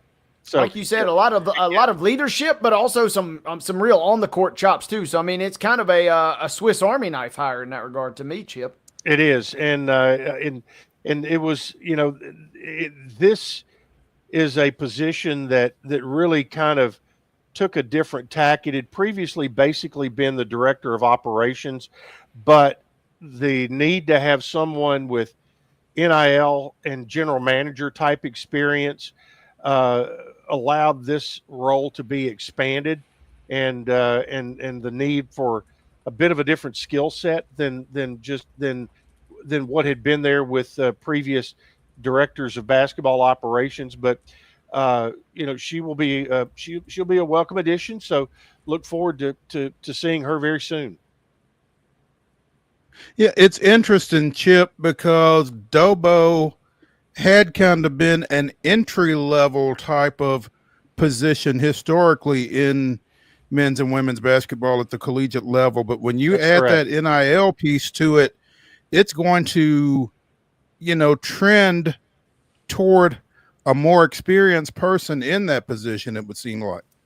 I don't disagree one iota in your description of that. I think that's exactly what we're seeing here. It's just a different and broader set of skills, and Adele, just from her biography, brings a very unique skill set to the table with both on and off the court abilities. Yeah, and that wasn't High Point; it was UNC Wilmington. There you go. She was. So, yeah. Chip, Coosa Football Media Day is today in Frisco. Obviously, you're not on hand for it, but who did the Blue Raiders send that way? They sent Derek Mason. No surprise there. Sent Nick Vadiato. No surprise there. No surprise there. And senior linebacker Parker Hughes. Really no major surprise there. But I just actually 15 minutes before we started, I did a quick Zoom interview with Parker Hughes, and I did one yesterday with Nick Vadiato leading up to Media Day, and I kind of got the end of the day from Parker, and he just kind of talked about, in addition to their media responsibilities, they had stayed very busy yesterday with some leadership type speakers that they had for the student athletes who were there. He also asked him what was the most unique interview he did, and EA Sports was there and talking to a lot of the football players, and he said the interview from EA Sports about the college football game and about how Parker goes about playing the video game and watching himself on there and all that kind of stuff. He said that was kind of the most interesting. But just obviously a lot of talk about what are the perceived and expected gains between year one and year two of Coach Mason's tenure at Middle Tennessee, and the transition from being a coach-led to a player-led team. Derek really talks about that a lot. He wants it to be coach-fed, player-led, and really puts a lot of that responsibility on the shoulders of those two guys we talked about, because during the whole month of July and some of June, it's all player-led workouts. No coaches can be there, and really the two coaches on the field are Nick Vadiato and Parker Hughes. Nick leads the offense and Parker leads the defense, and they go out and work out without any coaches involved. And Parker talked a lot about how organized that he and Nick made sure they had things this time. And Derek talked a lot about, I saw him on the ESPN Plus portion of it, and somebody, that guy who hosted that, asked him, what were some of the biggest differences. He goes, last year I had to spend way too much time on what our team rules were and just kind of the basics. This year, he goes, I don't have to talk about that stuff anymore. The players police themselves. Now, when I get involved, we're talking football related activities. So we're talking about doing things to get better on the field, not, when do we clean up the locker room and, how do we, do all that kind of stuff. He goes, that's all taken care of itself now. So he goes, that's a big difference right there. So, he also mentioned that as soon as they get back, tomorrow's Wednesday, and it's going to be moving day here in the next few days, moving the entire football program into the new Smith Athletic Performance Center before its grand opening next week when we have the ribbon cutting. Chip's got to get out of here, but before he does, on a somber note, former MTSU Lady Raiders volleyball coach Matt Peck passed away here recently after a battle with cancer. Chip, you would know a lot more about Coach Peck and his situation than I was, but speak to that real briefly if you don't mind. Coach Peck, Matt Peck, really a very brilliant volleyball mind, won a Division II national championship at North Alabama, then came to Middle Tennessee, had success here. His tenure at Middle didn't end the way he wanted it to, but he continued on. Volleyball for him was not a job; it was a calling, and I think he ended up living in Florida, and apparently had been battling cancer for quite some time, but kept that under wraps to some degree. But always had good experiences with him. I think the last time I saw Matt, I ran into him at the grocery store, and he always had something nice to say. He'll be well remembered for being a very good volleyball mind and having success here at Middle Tennessee. The Blue Raider voice, Chip Walters, joining us here on Main Street Sports today, as he does most every Tuesday except when he's on vacation. Chip, hope you're all refreshed and ready for the fall. And we appreciate that. Something like that. Thank you, man. We'll talk to you next week. See you, Chip. See you. Bye-bye. Let's take a break here on Main Street Sports today, presented by the Tennessee Orthopedic Alliance of Columbia, as we work toward our final segment, Top 5 Tuesday, where Wade and I will give you our top 5 sitcom kids. In between, though, going to get into the grab bag, very football heavy grab bag. Stick around.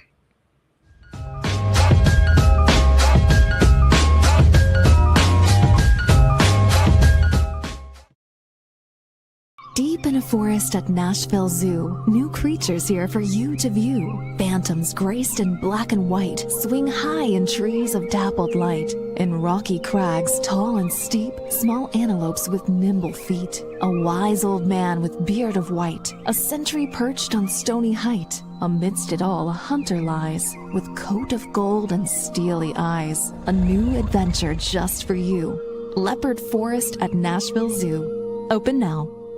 They walk among us, but at 240 miles per hour, they become something more. They're thrill seekers, risk takers, and maybe just a little bit unhinged.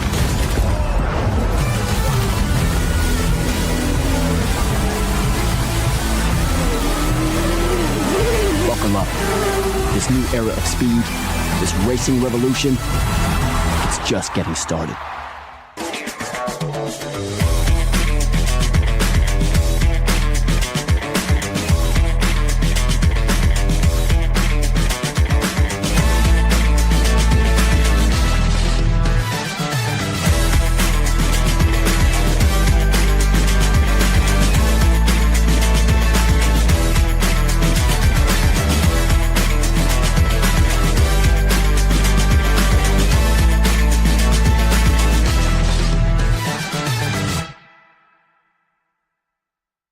Jones & Lang Sporting Goods here in Columbia has been outfitting teams, officials, and anybody else from T-ball to college for 50-plus years. Be sure and check them out at 931-388-8060 or online at jonesandlang.com. Jones & Lang Sporting Goods, the look of a winner. Piggly Wiggly, located in Neely's Mill Shopping Center, is Columbia's locally owned and operated Cost Plus 10 grocery store dedicated to serving the community with low prices and smiling faces. Piggly Wiggly offers fresh, hand-cut meats daily as well as daily hot plate lunches from their deli counter. You're certain to see smiling faces and a helping hand when you're here at Piggly Wiggly. Come by and check out our fresh produce, high-quality meats, and more. Down home, down the street, we'll see you at the Pig.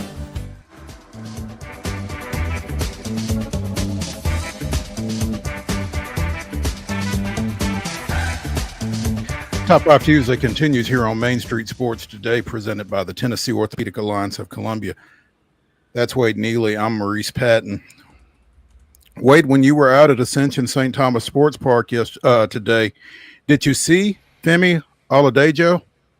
I didn't see him, but his name was whispered about, and it was whispered with smiles on a lot of people's faces. So I think everybody's kind of excited to know there won't be, it sounds like, a lot of extra distractions for a team that already has a few situations, shall we say, as we discussed yesterday, kind of on their hand entering camp this week. Yeah, the smiles on their faces with regards to Oladejo were probably because he signed yesterday, or the Titans announced his signing yesterday. The second round pick out of UCLA, 6'3", 260 edge rusher. With his signing, his rookie contract, that means that all of the second round picks, which a week ago we kind of talked about this, there was a bit of a holdup across the league. Every second rounder, with the exception of the aforementioned Quinshon Judkins and the Browns, is under contract. In fact, every draft pick from the 2025 draft is now under contract, except for Judkins and Cincinnati's first round pick, Texas A&M defensive end Shamar Stewart. So 257 picks, 255 are signed as camp opens, and for most teams, you know, you got to love that. Cleveland, again, obviously kind of told Judkins, you know, go deal with your stuff. And Stewart and the Bengals are, man, that is this is a it's a mess.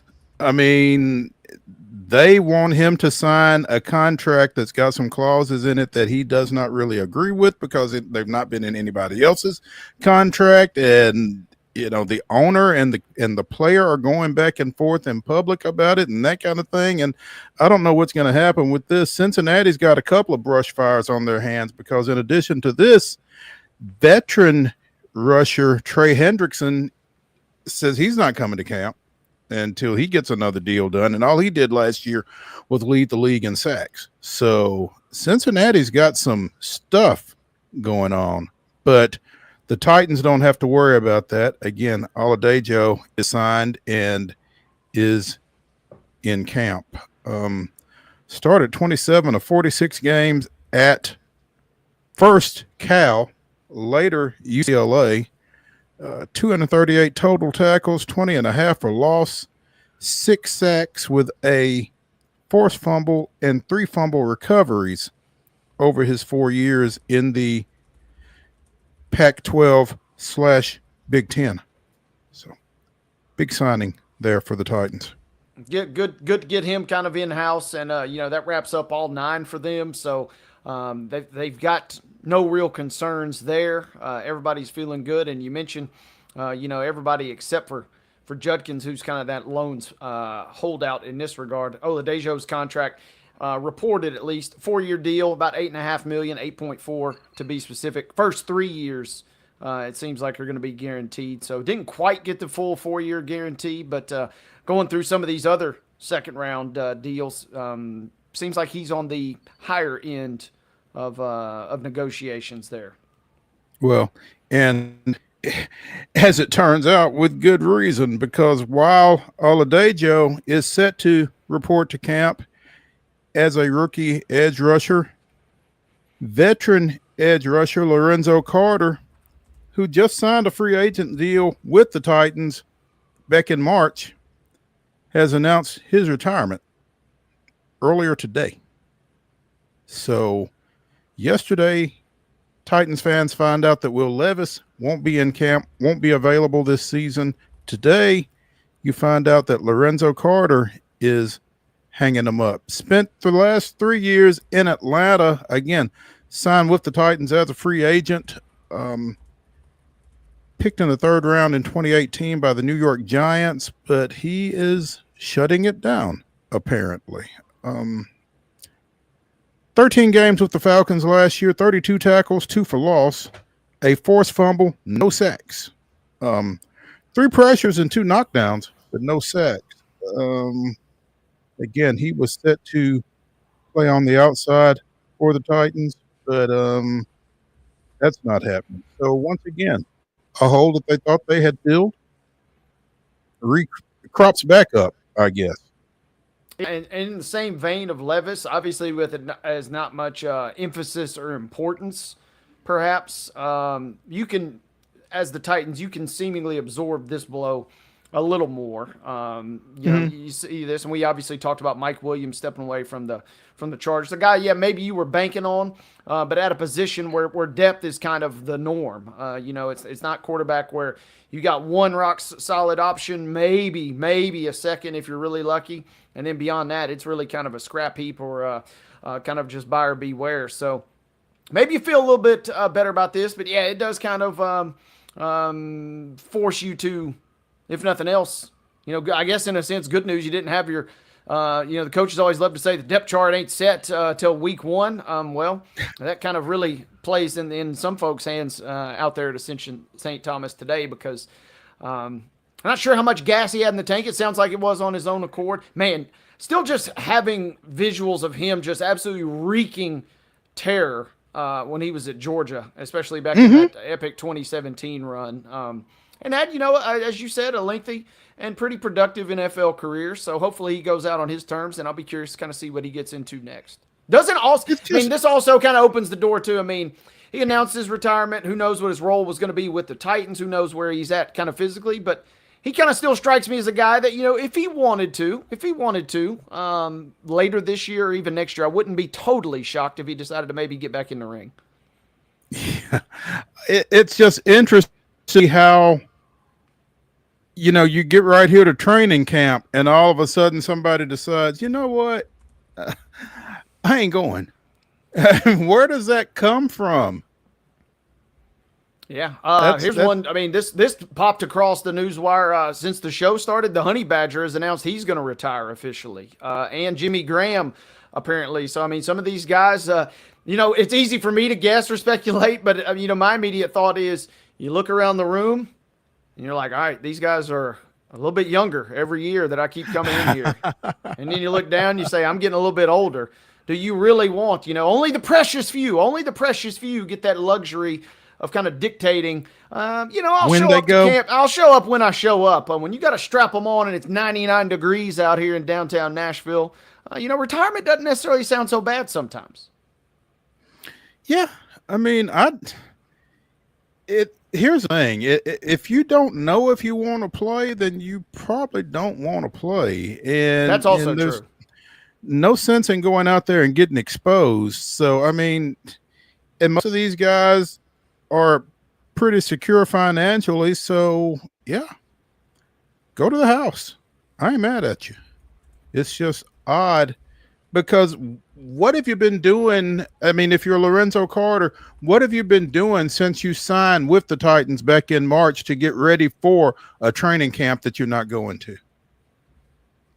Yeah, I mean, two ways to approach that, right? You know, hey, I'm just going to roll up and I'm going to show up and get back in shape the old-fashioned way in the trenches and through the next couple weeks.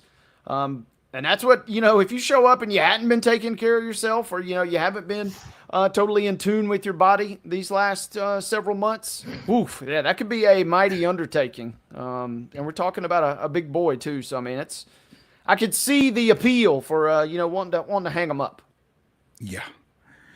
Wade, apparently $200 million doesn't buy what it used to, because the Big 12 apparently had no problem saying thanks but no to the University of Memphis as the Tigers pitched them a $200 million offer to buy their way into that conference. The 16-team Big 12 said, we're good to Memphis earlier this month, apparently. I find that fascinating for a couple of reasons. Number one, wasn't this the same conference that was considering selling its naming rights for its own league just this time last year? We'll do anything for money, kind of seemingly. Number two, obviously, when you bring in Memphis, you bring in some competitive programs and you bring in a little cachet from an athletic standpoint, but they got the goods, as you see in this number that's floated about, with some major FedEx bucks behind it. So from a kind of long-term chess type strategy, I'm kind of a little shocked by this. The Big 12 doesn't feel like they were in any position really to turn down some folks. Maybe that magic number is what it is right now in terms of membership. But in terms of the brand potential that's out there, I do find that part a little shocking. It's wild to me. I mean, why would you not? I think they were considering Gonzaga and UConn at one time, and I guess cooler heads prevailed on that one. But I mean, it feels like, geographically speaking, it feels like, just in terms of programmability and that kind of thing, it feels like to me Memphis is a fit. Maybe they didn't want to go to 17, but I mean they're the Big 12 and they've got 16 full-time programs at this point. Maybe they didn't feel like they could come up with an 18th. I don't know. It's just odd to me that it's just a resounding thud. No, shut the door on this. And I hate it for Memphis. I mean, especially for this kind of thing to get out, it's got to be a little bit embarrassing. They wouldn't take your $200 million. Yeah, I mean, maybe I'm reading at this CBS article here too that, the Big 12 recently inked a deal with PayPal. Not quite to the level of, naming it the PayPal Big 12, but $100 million deal is their official revenue sharing platform delivery. Props to them for kind of forward thinking there.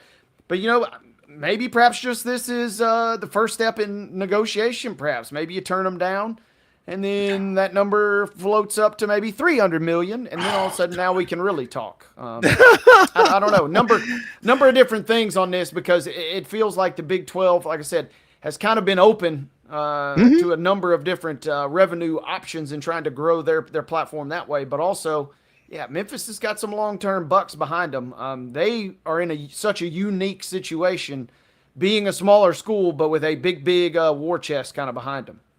Yeah, and I mean that war chest could do a lot of damage in the American Conference. Don't call them athletic, but it's still a group of 5, and they want to play Power 4 ball, and it really feels like if they're going to go Power 4, then it's got to be the Big 12, because I mean it's not going to be the SEC. Yeah, and it feels ACC doesn't make sense. Big 10, no. So it's pretty much Big 12 or bust for them as far as Power 4 ball. It feels like it in its current construct. I was just going to say the other kind of unique angle is, what are the long-term plans for the Big 12 as we drift closer and closer to basically the Jimmies versus the Joes, the SEC and the Big 10 versus everybody else? If I'm the Big 12, one other way to look at it is, all right, we're rock solid with our membership, and this is who we got, and this is who we're sticking. We're going down guns a-blazing. The other way to approach this is you just turn it into, what is it, the Pioneer Conference, or there's an NAI conference where there's like 64 teams. I mean, that's your kind of other method, is to become the other guys, so to speak. And so I'm kind of fascinated by the kind of the inner workings and the probings of all this playing out right here. Carson Beck is ahead of schedule after having elbow surgery that on an injury that ended, as it turned out, his career at Georgia in the first half of the SEC championship game last year against Texas. They're excited about having him at the University of Miami and ready to go through summer camp. I guess Miami was at media days with the ACC this week. I'm doing good. I've been 100% for a while now, just throughout this summer workouts, getting with the guys, really trying to build this chemistry with the receivers, watching film, out on the field, getting extra throws, routes, all that type of stuff. I'm feeling really good. No word on whether the cars that were stolen were recovered or not, but Beck is in Miami. Looks like he's going to be QB1 and fully healthy, fully loaded, ready to rock. Did not have a great year last year relative to his 2023 year. Was kind of pushed as a Heisman Trophy candidate coming into the 2024 season and fell out of contention fairly early despite a pretty dang good Georgia team. So be interesting to see what he looks like, what the Hurricanes look like with him, I think. Yeah, and he had a quote at ACC Media Day saying, he'll always be a Bulldog, but it is going to be a bit odd kind of seeing him in that uniform. And man, Miami, obviously with Cam Ward pulling the strings, they were close. They were on the precipice last year of getting there, but I'm going to be kind of curious to see if they can kind of keep that mojo going. That league is going to be fun to watch this year. Clemson and SMU right there in the mix as usual.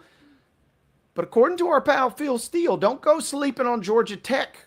He has them pegged as the number 4 potential contender in that league. So I think the ACC will be fun. It does kind of feel like Clemson is primed for one last maybe run at this thing. But I won't be shocked if we get another kind of topsy-turvy iteration this fall.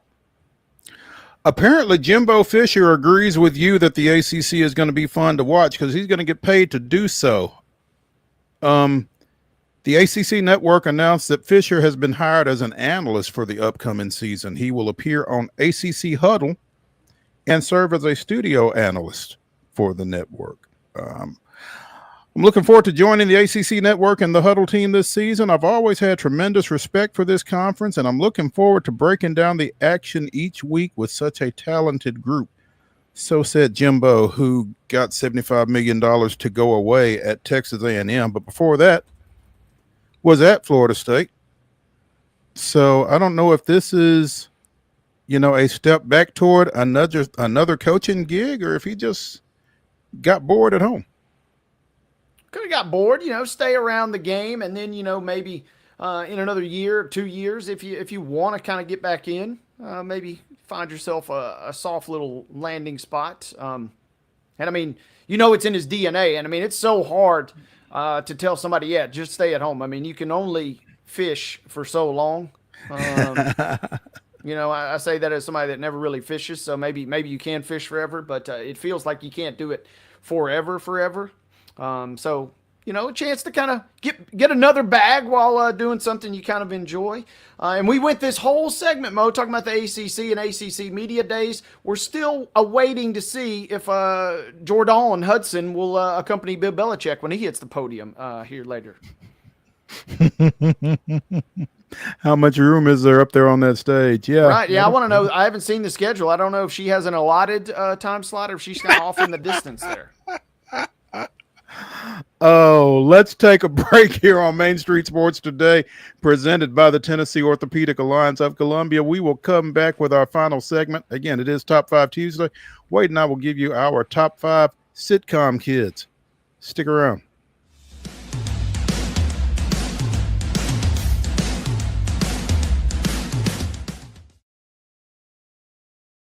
Being in Tennessee, we wanted to try to keep it as local as possible, so we have an entire section of our menu that is just dedicated to local whiskeys like Uncle Nearest, Jack Daniels, of course, George Dickel, Nelson Brothers, Greenbrier whiskey, and all of our taps are all local. From 2 o'clock until midnight, we've got food every day for you guys. A good handful of appetizers, some entrees, and a couple salads and things like that. My name is Ethan Kanata. Please come down and see us at the PIC Lobby Bar here at the Omni in Nashville. At Delta Dental of Tennessee, we know our success begins and ends with providing superior quality service, and that includes serving those who need it most.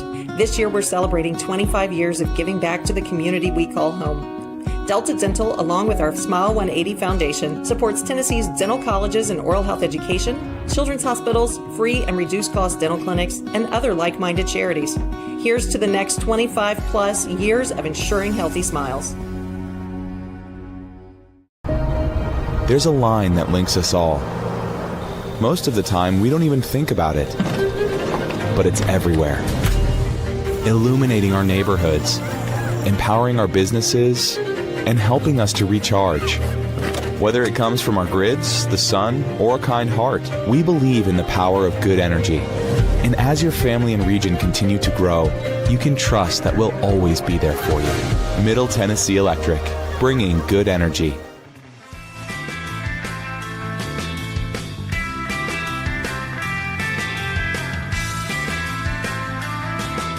It's the final segment of Top 5 Tuesday here on Main Street Sports Today, presented by the Tennessee Orthopedic Alliance of Columbia, which means it's time for Top 5 Tuesday, as Wade and I bring you our top 5 of some particular topic, just whatever we come up with here from one week to the next. Again, yesterday it was announced that we've lost MALCOLM-JAMAL Warner, very talented actor and performer, began his career as Theo Huxtable on The Cosby Show, drowned in a swimming accident off the coast of Costa Rica yesterday at the age of 54. And obviously our condolences and our thoughts go out to his family and the folks that knew him. Again, great talent, seemed like universally loved, and you hate that.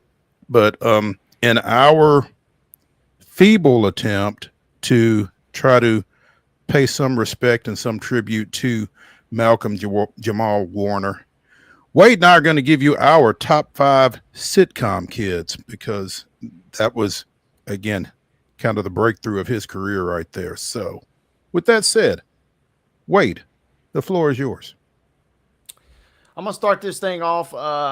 I'm prone to overthinking things. I'm not going to overthink this. I'm going Jaleel White. I'm going Steve Urkel. This was a character. This was a guy that was not even supposed to be more than a one-off appearance on a show, and he ends up becoming not the star of the show, but really a television icon. That kind of sums it up best. Give me Steve Urkel for number 1. For my number 1, I'm going with the character Will Smith, played by Will Smith on the Fresh Prince of Bel-Air. One, you're playing yourself. How hard is it, right? But 2, it really resonated, obviously, as that show ruled its time slot and kind of ruled society for a pretty good while there. Give me Will Smith at number 1.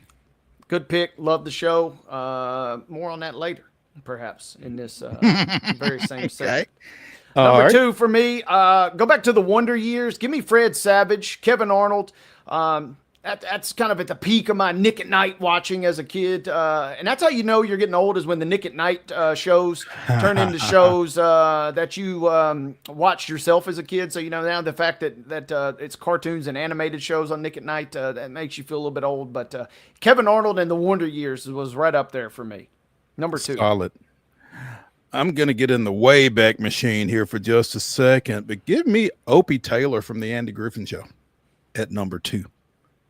You know, a sitcom with some not necessarily always sitcom vibes, but for the most part, it was a laugher for a half hour, and Ron Howard obviously did a great job in that role. So give me Opie at number 2. Atlanta Braves fans know exactly what you're talking about. For sure. Number 3, sir. Number 3 for me could go a number of different ways with this, but I'm going, this is a 2 actor or actress, situation, but Michelle from Full House, played by the Olsen twins. You could literally pick any of the Full House cast kind of out of a hat here, and all would be good selections. But kind of launching, or really launching, what was an epic kind of child's Up and downs, of course, but a career for those two. Michelle, number 3 from Full House, will be my selection. For me, number 3, I'm going to go animated for just a second. And Bart Simpson has had us in a chokehold for a pretty good while. Just as out of the box as anything you'd ever see. Bart Simpson from The Simpsons at number 3 for me. It stole my pick, so I'm just going to have to pivot. I can't pick Homer, but I can pick Lisa No, he's not a Simpson. kid. So I'll go with Homer acts like a kid, but Lisa Simpson, I would have gone Bart. I could flip a coin on either one of these, but Lisa's, she is kind of the real, Bart got all the attention. Lisa's not on as many shirts or, as many toys, but she pushes the pace of that show as well. It was a sneaky pick by you, but I'm going to try and pivot to the next best thing. Give me Lisa Simpson at number 4. Well, I had a couple of directions that I could have gone in, and I may still drop back here before I'm done. But at number 4, give me the title character from Everybody Hates Chris, played by a young Tyler James Williams, Chris Rock, at number 4. Good pick, especially in the 4th round. I'm going to the 5th round, and a product of my childhood. I don't really got to say much more. Give me Topanga from Boy Meets World. No, you really don't have to say a whole lot more. That's it. That covers it. That does. At number 5, and there's a few. I've got some honorable mentions. I'm sure you do as well, and we'll mention those. But I'm going to go ahead and do it. Give me Eric Cartman from South Park at number 5. Respect my authority. Yeah, he's about as good as a pick, and I mean that's for everything. I mean, the fact that you land Bart Simpson, and Cartman in the same draft, that was kind of an oversight on my part. Poor draft strategy there by me, but he's as good as it gets. You mentioned an honorable mention. For the same reasons I just mentioned about Topanga, give me Hillary Banks from The Fresh Prince. I don't have to divulge a whole lot more, but I would pick her as an honorable mention. So many good ones kind of on this list here. I have a few on this list. I could not decide between Bud and Kelly Bundy from Married with Children, but so I did not pick either, but both deserve honorable mention, I think. Also, I'll see your Hillary Woods and raise you a young Penny Woods from Good Times, played by Janet Jackson. Solid pull. And because I love our viewers, I'm not going to send a pic of me dressed as Tommy Pickles from Rugrats from Halloween one year. I will not do that. It does exist on the internet in deep dark corners. I might have to reach out to Mama Neely and see if we can nail that one down. I don't even know if she has this one. This was at a CrossFit party, so Tommy Pickles, diaper, shirtless. You can fill in the blanks. Give me him and Chucky. Either one would be great. A lot of love for Rugrats growing up. I think Darlene Connor from Roseanne also deserves some honorable mention. And one of the first thoughts that I had when I came up with this topic was the legendary J.J. Evans, played by Jimmy Walker on Good Times. So, lot of great kids characters on sitcoms, and Taj Mowry, Smart Guy, was on my short list too. Great, that was a good one. That is a good one. Again, our condolences to the family and friends of Malcolm-Jamal Warner, dead at 54 after a swimming accident in Costa Rica. Man, unexpected passings like that are just never a good thing. And so that's how we'll wrap up Top 5 Tuesday here on Main Street Sports Today, presented by the Tennessee Orthopedic Alliance of Columbia. Come back tomorrow. We've got John Bryce from footballscoop.com and Heather Williams talking NASCAR. We'll see y'all.